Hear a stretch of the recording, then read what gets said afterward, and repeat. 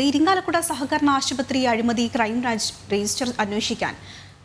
അന്വേഷിക്കാൻ വിജിലൻസ് കോടതി ഉത്തരവ്. കെട്ടിട നിർമ്മാണ നിയമം ലംഘിച്ച് വ്യാജരേഖകൾ വഴി കോടികളുടെ അഴിമതി നടത്തിയതാണ് കേസ്. മുൻ KPCC ജനറൽ സെക്രട്ടറിയും ആശുപത്രി പ്രസിഡന്റുമായ MP ജാക്സനാണ് ഒന്നാം പ്രതി. 3 മാസത്തിനുള്ളിൽ അന്വേഷണ റിപ്പോർട്ട് സമർപ്പിക്കാനും കോടതി നിർദ്ദേശം നൽകിയിട്ടുണ്ട്. വിവരങ്ങളുമായി മനോജ് ഉണ്ട്. മനോജ്, മറ്റു വിശദാംശങ്ങൾ. കേസുമായി ബന്ധപ്പെട്ട് വിജിലൻസ് കോടതി വിജിലൻസ് ഉദ്യോഗസ്ഥരെ വലിയ തരത്തിൽ തന്നെ വിമർശിച്ചിട്ടുണ്ട്. ഈ വ്യക്തമായ തെളിവുകൾ ഉണ്ടായിട്ടും കേസ് വേണ്ട വിധം അന്വേഷിക്കാതെ 3 തവണ ഈ എതിർകക്ഷിക്ക് സഹായകരമാകുന്ന തരത്തിൽ ദ്രുത പരിശോധനാ റിപ്പോർട്ട് നൽകിയ സംഭവത്തിലാണ് ഈ വിമർശനം വന്നിട്ടുള്ളത്. ഈ ഇരിങ്ങാലക്കുട നഗരസഭയിലെ BJP പാർലമെന്ററി പാർട്ടി നേതാവും അതുപോലെ തന്നെ കൗൺസിലറുമായിട്ടുള്ള സന്തോഷ് ഭവനാണ് ഈ കേസ് നൽകിയിട്ടുള്ളത്. ഇതുമായി ബന്ധപ്പെട്ട ഹർജിയിൽ തന്നെ കൃത്യമായുള്ള കാര്യം പറയുന്നു.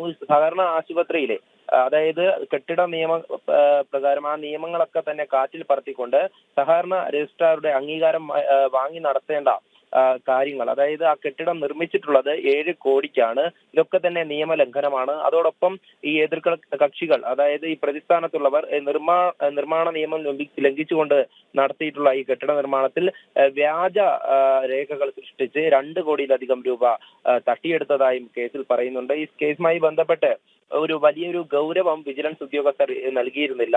തുടർന്നാണ് വിജിലൻസ് കോടതി ഈ ഒരു കേസ് വിധി പറയുന്നത്. അതിൽ തന്നെ കൃത്യമായി അന്വേഷണം നടത്തി അതിന്റെ റിപ്പോർട്ട് 3 മാസത്തിനുള്ളിൽ കോടതിയിൽ സമർപ്പിക്കുവാൻ വേണ്ടി വിജിലൻസ് DYSPക്ക് നിർദ്ദേശമുണ്ട്. അതിൽ തന്നെ FIR കൃത്യമായി രജിസ്റ്റർ ചെയ്യാനും കോടതി പറയുന്നുണ്ട്. ഈ സംഭവവുമായി ബന്ധപ്പെട്ട് മുൻ KPCC സെക്രട്ടറിയും അതുപോലെ തന്നെ സഹകരണ ആശുപത്രിയിലെ പ്രസിഡന്റുമായിട്ടുള്ള MP ജാക്സൺ ആണ് ഒന്നാം പ്രതിയായിട്ടുള്ളത്.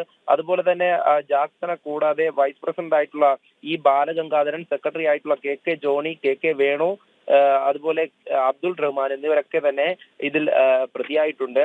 എന്തായാലും ഈ കേസ് നൽകിയിട്ടുള്ള സന്തോഷ് തന്നെ വ്യക്തമാക്കുന്നുണ്ട്. ഇതിൽ ഉദ്യോഗസ്ഥർ കൃത്യമായിട്ടുള്ള ഒരു ശ്രദ്ധ ചെലുത്തിയിട്ടില്ല. ആ കാര്യം കൊണ്ട് തന്നെയാണ് കേസ് ഇത്രയും നീണ്ടുപോയത്. എന്തായാലും ഈ ജാക്സന്റെ ഉൾപ്പെടെ സ്വത്ത് വിവരങ്ങൾ പരിശോധിക്കുവാൻ വേണ്ടി കോടതി അന്വേഷണ ഉദ്യോഗസ്ഥർക്ക് നിർദ്ദേശം നൽകിയിട്ടുണ്ട്.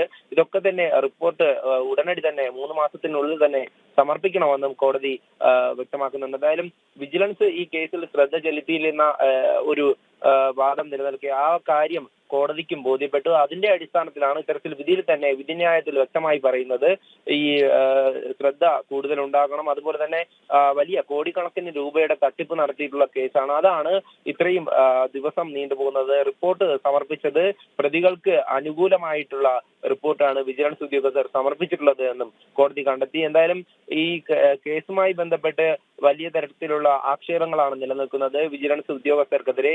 ആ ഒരു കാര്യം കൂടെ ശരിവെക്കുന്നതാണ് ഇപ്പോൾ ഇരിങ്ങാലക്കുട സഹകരണ ആശുപത്രിയെ സംബന്ധിച്ച് വിജിലൻസ് കോടതി പുറപ്പെടുവിച്ചിട്ടുള്ള ഉത്തരവ്. ആതിര. ശരി, M മനോജാണ് തൃശ്ശൂരിൽ നിന്നും വിശദാംശങ്ങൾ നൽകിയത്.